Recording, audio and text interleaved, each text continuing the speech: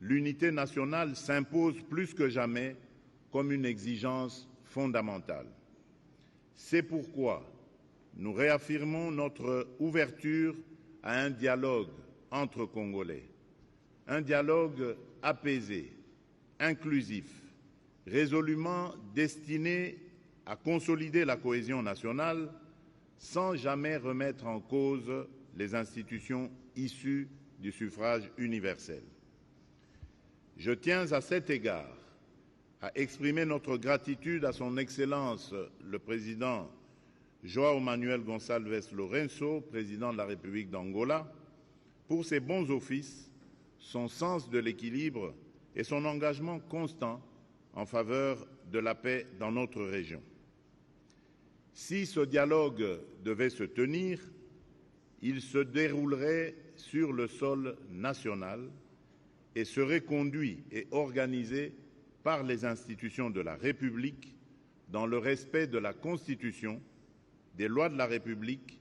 et des règles démocratiques qui fondent notre pacte national. Cependant, je le dis avec la même clarté, ce dialogue intérieur, aussi nécessaire soit-il, ne saurait tenir lieu de substitut aux obligations internationales. Il ne peut pas être invoqué pour relativiser une agression, ni pour diluer des responsabilités établies. Comme je l'ai dit lors de mon dernier discours sur l'état de la nation devant le Parlement réuni en congrès, la justice suivra son cours normal, avec rigueur, jusqu'au bout et sans complaisance, afin d'honorer la mémoire de celles et ceux injustement tombés du fait de l'agression. Donc, dialogue, oui, mais pas avec les auteurs de crimes commis contre nos populations. Nk'uko rero utangiye ubikurikira mu gace gato cyane k'amashusho, ni Perezida wa Repubulika Iharanira Demokarasi ya Kongo Felix Antoine Tshisekedi Chilombo yaciye amarenga ko atazemera rwose ko abanyamuryango b'ihuriro rya FC/M23 bitabira ibiganiro by'amahoro bizahuriza hamwe abanyekongo imbere mu gihugu, ndetse nk'uko twagiye tubigarukaho biranungwa ko ibyo biganiro bishobora kuzabera i Kinshasa kuva mu Kuboza 2025. Byavuzwe ko ubutegetsi bwa Tshisekedi burimo gutegura ibiganiro by'amahoro bizahuza abanyekongo babifashije na Perezida wa Angola akaba n'umuyobozi w'umuryango wa Afurika yunze ubumwe João Lourenço. Amakuru ya mbere yavugaga ko bishobora kuzabera i Kinshasa, kandi ko mu bazatumirwamo ko harimo n'abatavuga rumwe n'ubutegetsi bwa Tshisekedi barimo nabo mu ihuriro rya FC/M23, ariko ni nyuma y'ibyavuzwe ko bishobora kuzabera i Rwanda muri Angola cyangwa se i Rome muri Togo. Kugeza ubu ngubu ntabwo haraboneka umwanzuro ufatika, ariko Tshisekedi we yabigarutseho avuga ko yifuza ko ibyo biganiro byabera ku butaka bwa Repubulika Iharanira Demokarasi ya Kongo mu ijambo yagejeje ku bahagarariye ibihugu byabo n'imiryango itandukanye muri Repubulika Iharanira Demokarasi ya Kongo, ndetse ni Tshisekedi watanze icyifuzo ko ibyo biganiro byazayoborwa n'abanyekongo ubwabo.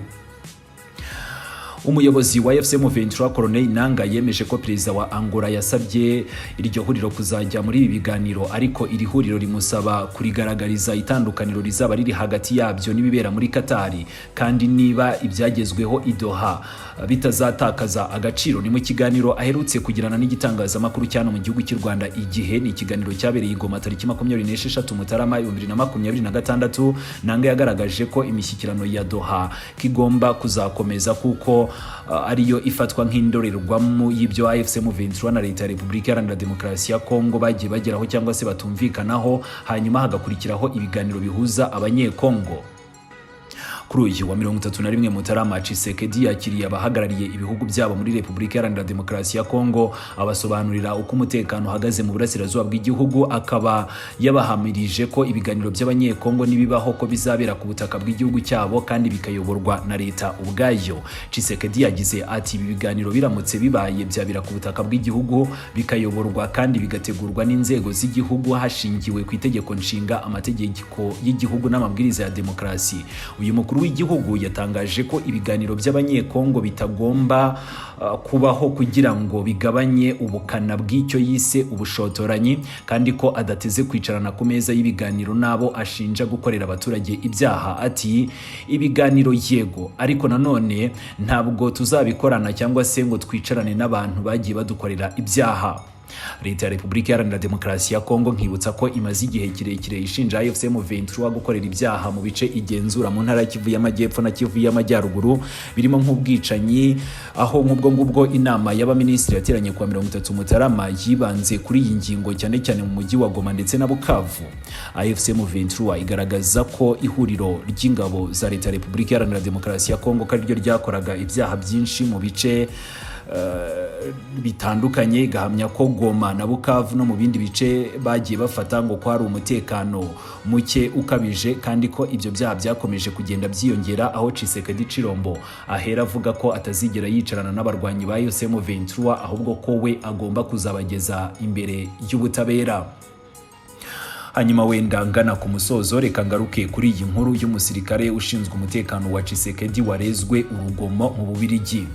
N'abanyepolitiki batatu bakomoka muri Repubulika Iharanira Demokarasi ya Kongo batanze ikirego mu nzego zitandukanye zo mu Bubiligi, barashinja umusirikare ushinzwe umutekano wa Perezida Tshisekedi kubashotora ndetse no kubahohotera udasize no kubatera ubwoba. Yitwa Claude Lubaya yasobanuye ko tariki 23 Mutarama 2026 ubwo yari yicaranye na bagenzi be barimo Seti Kikuni ndetse na Sadiki Lukanda ni muri resitora yo mu mujyi wa Buruseli, ngo abantu hafi 10 barimo umusirikare Tabu Eboma Tema ngo bateye aho ngaho, maze ngo batangira kubahagarara iruhande babamenyesha ko bashobora kubagirira nabi. Aba banyepolitiki batavuga rumwe n'ubutegetsi bwa Tshisekedi basobanuye ko ubwo babonaga ko umutekano wabo ushobora guhungabana, ngo bafashe icyemezo cyo kuva ku meza bari bicayeho kuko ngo ntawe bari bizeye ko ashobora kubatabara ako kanya.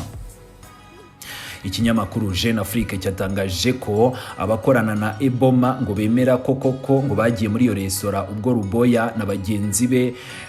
basagarirwaga, ariko ngo nta ruhare na ruto bari bafite mu bijyanye no kubagirira urugomo, ahubwo ngo bo icyo bakoraga ngo bagerageje kwiyoroshya, ariko nanone ngo abanyepolitiki bahita bagaragaza ubwoba. Ni mu kiganiro cyagejejwe kuri Minisitiri w'Ububanyi n'Amahanga, Minisitiri w'Ubutabera ndetse na Minisitiri w'Umutekano hariya mu Bubiligi, Ruboya na bagenzi be bakaba bagaragaje ko bateye ubwoba rwose no kuba ubutegetsi bwa Kinshasa bushaka gukomeza kubakurikirana aho bari mu buhungiro mu bihugu bitandukanye harimo n'ibyo ngibyo byo ku mugabane w'Uburayi. Nkibutsa ko kandi Ruboya na bagenzi be banagaragaje ko Eboma ari umwofisiye mukuru mu ngabo za Repubulika Iharanira Demokarasi ya Kongo ushinzwe umutekano wa Tshisekedi kuva mu mwaka wa 2023, kandi ko afite ubwenegihugu bw'Ububiligi. Aba banyekongo bakaba bibukije inzego z'Ububiligi ko mugenzi wabo usanzwe ari impirimbanyi ya politiki akaba n'umunyamakuru Pero Luwala muri Kanama umwaka ushize 2025 nawe ngo yagabweho igitero n'abagizi ba nabi byaketswe ko